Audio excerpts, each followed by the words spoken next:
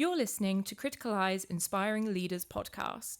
Criticaleye is a global membership community with over 2 decades of experience supporting senior executives in their roles. We work with board-level executives, giving them opportunities to build their knowledge, skills, and access independent reference points outside of their immediate networks. Whether you're stepping up into a more senior role or aspiring to do so, looking to hone high-level stakeholder relationships, drive operational performance, build your own personal resilience as a leader, or have longer-term career goals such as moving into a plural career, Criticaleye's approach supports a range of leadership challenges and ambitions.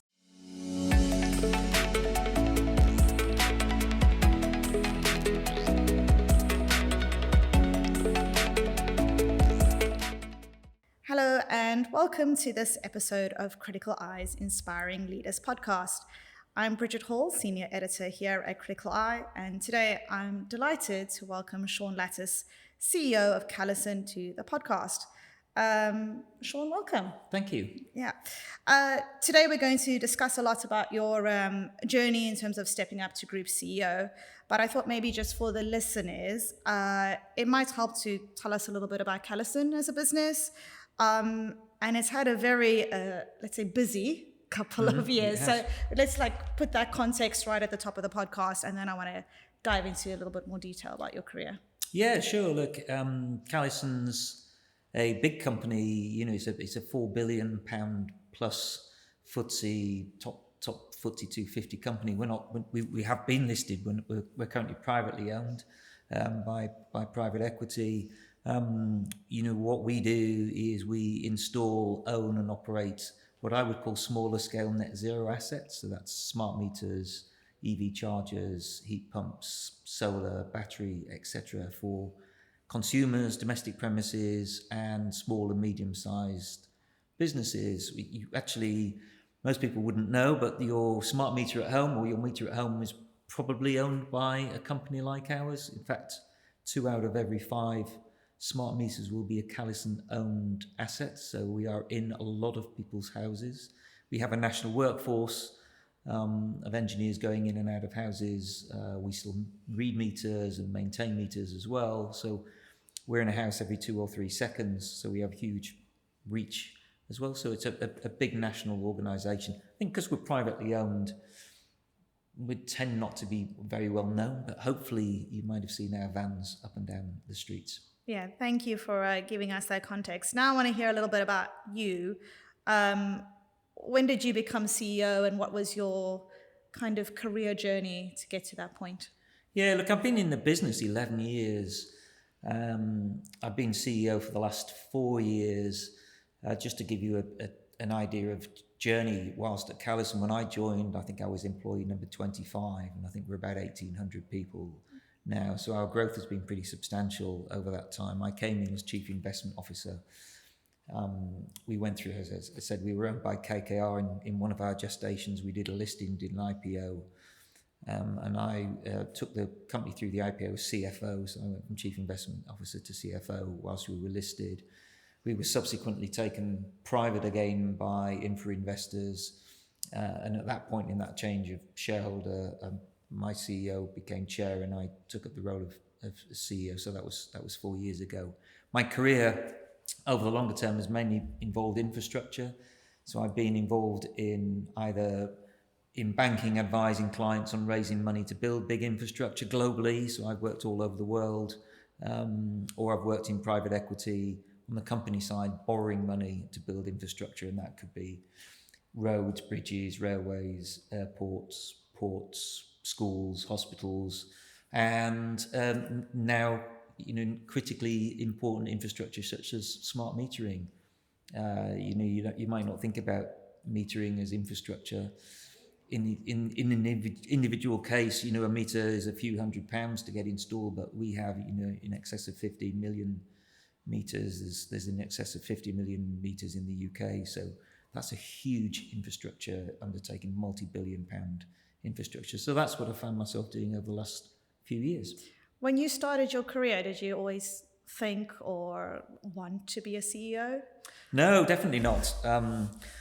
Look, if I go back to the start of my career, I left school at 18, and I grew up in a town called Beverley in East Yorkshire. Funny enough, I wanted to be a bank manager. Don't ask me where that came from, but I wanted to be a bank manager. I started in my local NatWest branch in Beverley. I was there a couple of years, and it really just didn't suit me. It's very, as you would expect from banking, it's very regimented, it's very rules driven. It wasn't really the kind of environment for me, so I tagged myself down to move down to London. So I went from branch banking into international banking. I was doing support work for currency traders in the city, so it couldn't have been a more diverse change from branch banking. I really enjoyed that, the dynamism and the speed of that. I did that for a few years, changed in various different roles in NatWest. Ended up working in John Lang, which at the time was a very large construction company. Look, it's an interesting story for my change. If you indulge me a second, I remember working in the CEO's office for NatWest. We were on the 23rd floor in a building in Draper's Gardens that's actually no longer there. It's been replaced by another building. One of my jobs was to flick through the Financial Times. Anything interesting in the Financial Times was my job to write it up for the CEO. I was flicking the pages of the Financial Times, and I was going through the jobs section, because jobs used to be in newspapers back then, which is hard to believe. And at the same time as I was flicking through the paper, I saw a job come up for John Lang, and at the same time a Lang crane came across the front of the window. And sometimes, these things can just happen, can't they? Very serendipitous. The job came up in the Lang, and I thought, do you know what, that's a really interesting thing. I could take my skills from banking and finance and move them into industry, and applied for the job, and ultimately got it, and that got me into funding, using my skills to help fund infrastructure. And from there, I worked on all sorts of projects, trams, railways, roads, both in the UK. I was placed out in Hong Kong for a while. I did some work on Australian airports. I worked in China, etc., etc. So I've had a very diverse career, completely unpredictable. I didn't even know these kind of roles existed when I set out on the journey. And I think, people I talk to, other CEOs I talk to, I think people have a similar story, right? You set off on the journey, and you don't quite know where it's going to take you, but you need to be open-minded, think about the skills that you need rather than the roles that you need. Think about moving sideways as well as moving upwards in order to keep your role interesting, and do interesting work, right? Work in interesting jobs. If it's not interesting, you don't enjoy it, don't do it. Yeah, I love that. So having that in mind, kind of what were the key drivers that led you to then take that step up from CFO to CEO at Calisen?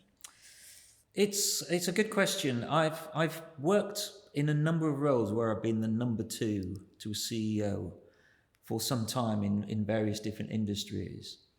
And I think when you work closely with good CEOs, and I've worked closely with some very, very good CEOs over the years, as a number two, you can see, as a number two, I always used to feel it was my job to do all of the work, right, and leave the CEO to get on and do what they do best, which is the kind of moving and shaking and thinking. And so I very much have seen myself being a kind of in the detail working support for a CEO, but seeing a CEO on the side. And I always thought that, having sat in that position, the CEO's job always looked really, really interesting to me. Quite different to the roles I've had historically in terms of doing jobs. But always kind of got a sense that the kind of CEO role is just quite exciting and quite interesting and quite different. So having done that over a number of roles, including in Calisen as CFO, working for a gentleman called Bert Pales, who was the CEO at the time, and having the opportunity to work closely with somebody and learn the CEO role, if you like, from arm's length, I always thought it was a really interesting job to challenge myself at. And I've challenged myself through my career, and the opportunity came up for me to have a go at the top job, and I thought I would try it.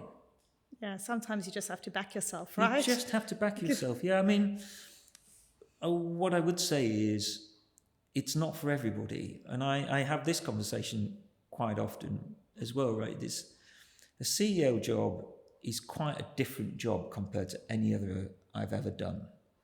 And it's much more different than I was expecting it to be, even though I've worked, and I'll talk about why I think that's different. And I've seen it from a distance, but until you get in the skin of a CEO, you don't realize how different it is. And it's definitely not for everybody, right? So I think you spend your career progressing one step after another, or a lot of people, if you're career orientated, you kind of take the next step, take the next step as they present themselves. Whereas I think getting to that CEO role is quite a different overall level of responsibility and stresses. And I just don't think it's for everybody. So I think one thing I would say is before you leap into that role, if the opportunity comes up, think very long and hard about whether you actually want it or not. Because I was CFO before, it was a brilliant job. I really loved being a CFO for a FTSE 250 listed company. It was a great job. Did I need to push myself any further? No, I thought it was a great job. It worked for me because I was interested in the challenge of a CEO role, but it's certainly not for everybody. Yeah.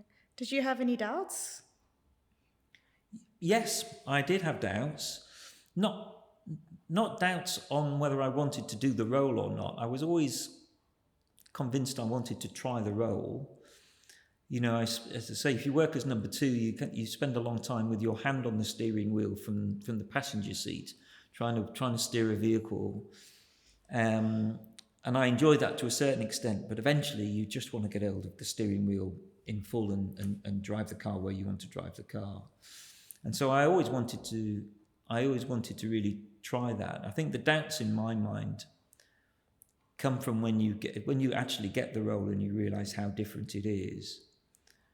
You know, thinking about whether you've got the capability, whether you've done the prep to get the capability to do that role well.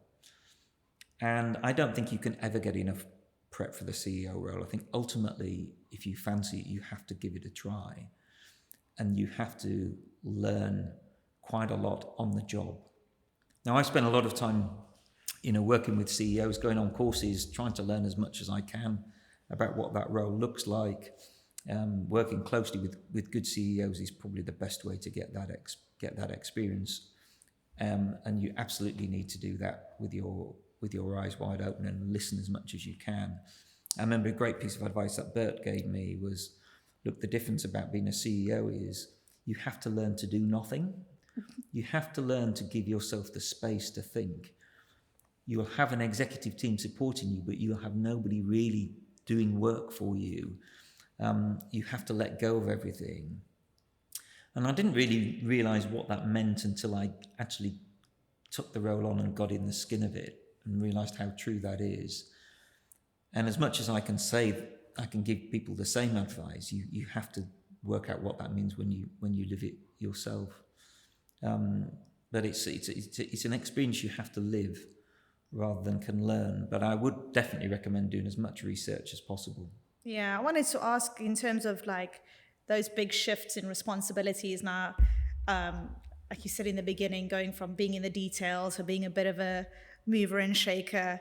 What have been kind of some of your big challenges that you had to overcome, and if you have any good stories to go with that?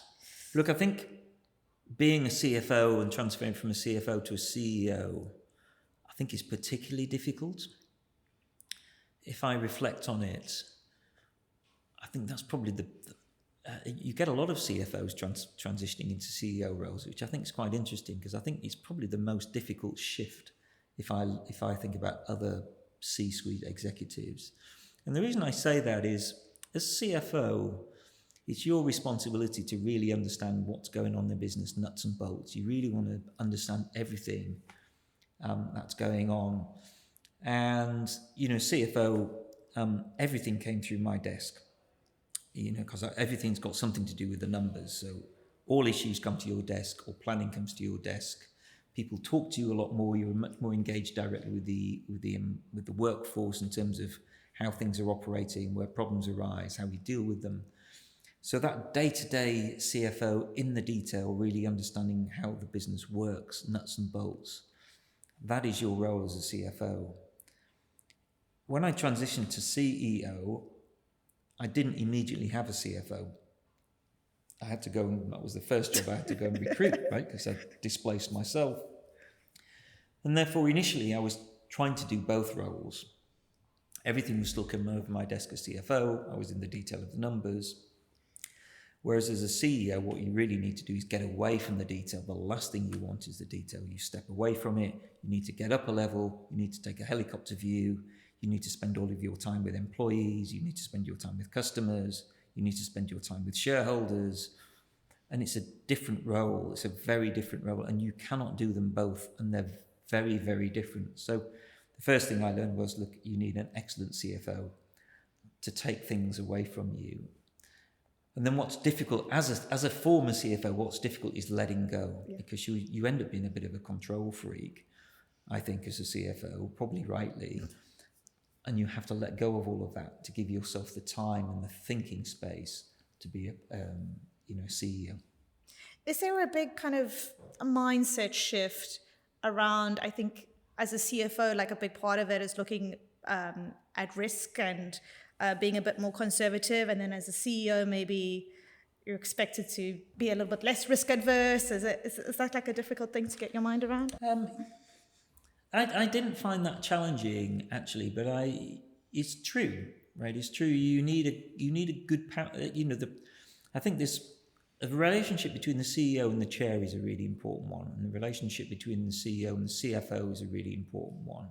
And having a great ExCo team, I'm very fortunate I've got a really excellent ExCo team where we all feel free enough to challenge each other. You have to be able to elevate and take a decision when people disagree. You cannot get drawn into the detail of some of the arguments. And as I say, that's quite hard if you've been from a CFO background, because you're used to doing that. So my role is very much to steward everybody else's ideas and let them come forward, and then take those ideas and make a decision and move on. And if a CEO is too risk averse, right, that comes across before you even start the conversation. And then people don't feel like they can push you and challenge you. And what we have around our ExCo table is we have people who are more risk on, people who are more risk off. I tend to find I'm a bit more risk on in my role, and the CFO is a bit more risk off. And I think that's the right balance. From a CEO's perspective, sometimes you just have to take a longer term view, and you just have to be prepared to take the risks that you need to take in order to move the business onwards. But risks that are sensibly managed and controlled in the context of the overall business, because equally you've got responsibility to make sure the business remains stable and is there for the long term, right, way beyond my tenure. I'm thinking about making sure that this is a brilliant business for the people who are going to come in 5, 10, 15 years' time. So I would never take a decision that risked the business as a whole, but what you can do as a CEO is take controlled risks to allow the business to move on to the next level. Yeah. You spoke about one of your first kind of big things to do was to find a new CFO. What has been your kind of role in supporting them in the transition of the business?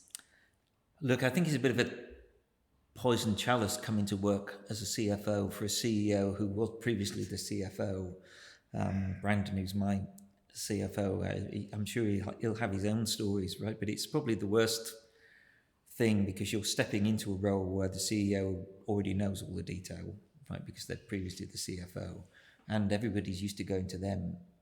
So people were used to coming to me, and so I had to try and redirect traffic back through to him. So I think it's quite a hard gig to follow.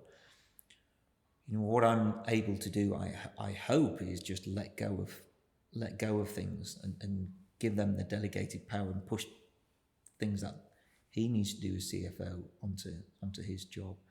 And so kind of recruiting, as the previous CFO, recruiting that job, you're thinking about, right? What level of support do you need as CEO? You need somebody strong who can really take the work away from you. So you've got the advantage of knowing what your role should be as a CFO. And again, as I say, I saw my role as CFO is to do the work, to let the CEO do their job. So you kind of see what that person needs to be. So that's an advantage. But then on the back of that, you have to let go of it. Did you think of getting someone like in a kind of similar profile to yourself because you knew that they could perform that job really well, or someone completely different? I didn't think about it in that context. I think in terms of recruitment, I look more at the quality of the team, the quality of my exco team overall, rather than the specifics of one role. I think it's very important to have a diverse group of executives with different ability to think through things. And so in employing the CFO, of course, you're looking for somebody with a particular skill set to do that role, and you're looking for somebody who you can trust 100% to be able to get on and run the business in effect. Right, so you are looking for that, but equally, I was looking for somebody who would fit with the cultures and the values of the business. Maybe it happened by default. As it happens, my CFO has a similar kind of background in so much as they've worked in and around infrastructure, they've worked in and around financing, but quite different industries to where I've been. So I think similarities, but quite a lot of differences. But I think the most important thing for me is having a balanced team, of which the CFO is a really important person in that team. Yeah. You mentioned the team there, and I'm curious about your kind of relationship with other stakeholders, like the CPO. How did the kind of engagement change here? Look, when I took the role as CEO, we didn't have a chief people officer. So it was one of the first roles that I recruited, actually, because we were big and growing. And the reason that we didn't have a chief people officer is because we'd been growing really rapidly. And in a rapidly growing business, sometimes you end up recruiting behind the curve rather than ahead of the curve. So it was a role I thought was a really important one to recruit early to help me shape the people strategy and the talent strategy of the business. So in that sense, I was able to employ somebody who I knew I would work really well with, who would take the culture of the organisation and the talent. And we're a big employer and be able to move that agenda forward for me. Look, all of my roles around the exco are important roles, but if you don't have the right team, and the right culture, and the right purpose in an organisation, then it's not going to go anywhere. So it's an important role, but it's one I identified very early on as critical to allow me to do my job and allow the business to develop onwards. Yeah, and they play such a key part in the kind of culture of the business that you're trying to grow, right? They do. I mean, it's absolutely essential that you identify the right person to complete that role and fulfill that role for the business, right? Getting the culture right, getting the values right, making sure people know they've got progression if they want it. Looking at diversity and equity across the business, so you have a representative business with great ideas. It's a full-time, hard-won work to get that through an organisation, especially like a business like ours, which is predominantly male engineers, people in vans visiting houses. Right, it just needs somebody to be able to get hold of a strategy to help develop the business over the medium term when we're developing to other sectors, other technologies, etc., etc. So that's been really great to allow to have been able to get on and implement that as a CEO. That wouldn't have been my job. That wouldn't have been my role as a CFO in support, but I'm able to shape and influence the way the business looks and feels through that. I think the other relationship that really changes quite dramatically is your relationship with your shareholders and your board as a CEO. As a CFO, you're doing a lot of reporting on what's on what's happening. You tend to be reactive to questions coming from shareholders, especially in private equity. Whereas CEO, again, your relationship is quite different around the board table. You're not the chair, but there's definitely more directing traffic involved in a CEO, challenging your own executives, challenging the CFO, making sure you're challenging the shareholders on their decisions and the directors. So you sit in this central position. Not only are you responsible for running the business and making sure the business performs, but you're also responsible to make sure that the shareholders are challenging you in the right way, the directors are challenging you in the right way, you're getting your strategy across, they're understanding what you're trying to do with the business, and they're comfortable and they feel happy with the results. Yeah, I really wanted to touch on that relationship with the board, but also back to something you said earlier about your relationship with Bert, who's the chair, and we know Criticaleye is a board mentor with us.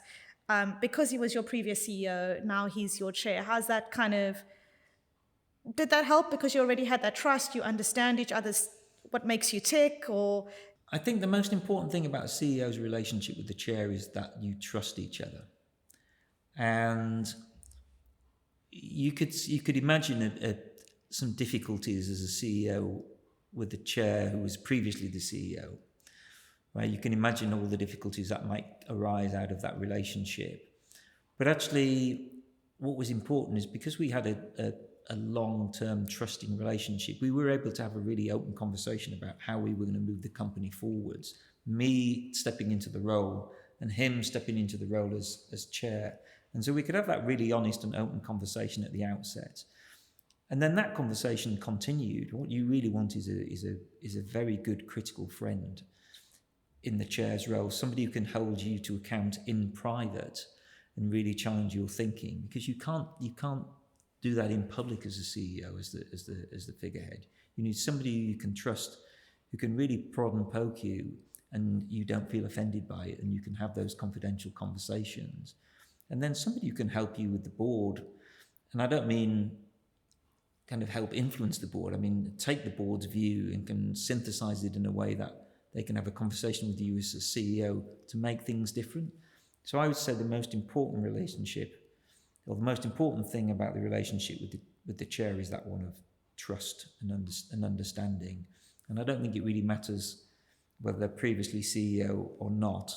I think what is really important is that you have trust and an understanding, and can make sure you can have really honest conversations. It's absolutely critical. Yeah, I absolutely agree. Just kind of to wrap us up, as a former CFO, become CEO, and I know you've said it's a very different role, but what advice would you give to someone who is really looking to make that change and step up? What kind of support do you think they would need? Two things I would say. The first thing I would say, if you're a CFO thinking about a CEO, really challenge yourself around whether you actually want it or not. And I say that because most CFOs are control-orientated people. They love control. And the CEO role is all about giving control away. And, that's really difficult as a CFO. And the CFO is a brilliant role in an organization. It's a really great role, actually. And I found it a very enjoyable role. And I think before you give up the CFO role, be absolutely sure that that's what you want. So that would be my first piece of advice. And then my second piece of advice would be, do as much research as you can in working with CEOs. Get yourself on some courses, speak to other people who've been through the transition, get as much information as you can to prepare for that change. But ultimately, if you want it, you're just going to have to go for it and try it. But give yourself a bit of a break, because it will be quite different to what you expect. And as I say, if you're a CFO, you'll be used to controlling the way things work and operate, and it's just not like that as a CEO. So go for it if you want to do it. Give yourself a bit of a break, because you will make mistakes. There'll be a lot of things that you do as CEO that you've never even thought about as a CFO. And the weight of responsibility as a CEO is really quite different. It's quite a heavy burden to carry being a CEO, and that's fine, but that makes it quite different. So give yourself a bit of a break if you're going to go for it, that things aren't going to go well all the time. You need some time to reflect and think. Keep your diary as clear as possible, and make sure you're seeing customers, you're talking to employees, and you're out with your shareholders. Give yourself lots and lots of thinking time. Thank you, Sean. It was such a pleasure and inspiration to hear about your journey to Group CEO and for sharing all your excellent advice. We look forward to having you again very soon. Thank you very much. Sure. For more from our Inspiring Leaders podcast, subscribe on Spotify, Apple, Podbean, or wherever you get your podcasts, or follow us on LinkedIn, where you can access more content like this at Criticaleye for articles, interviews, research on how you can be an effective leader in today's climate.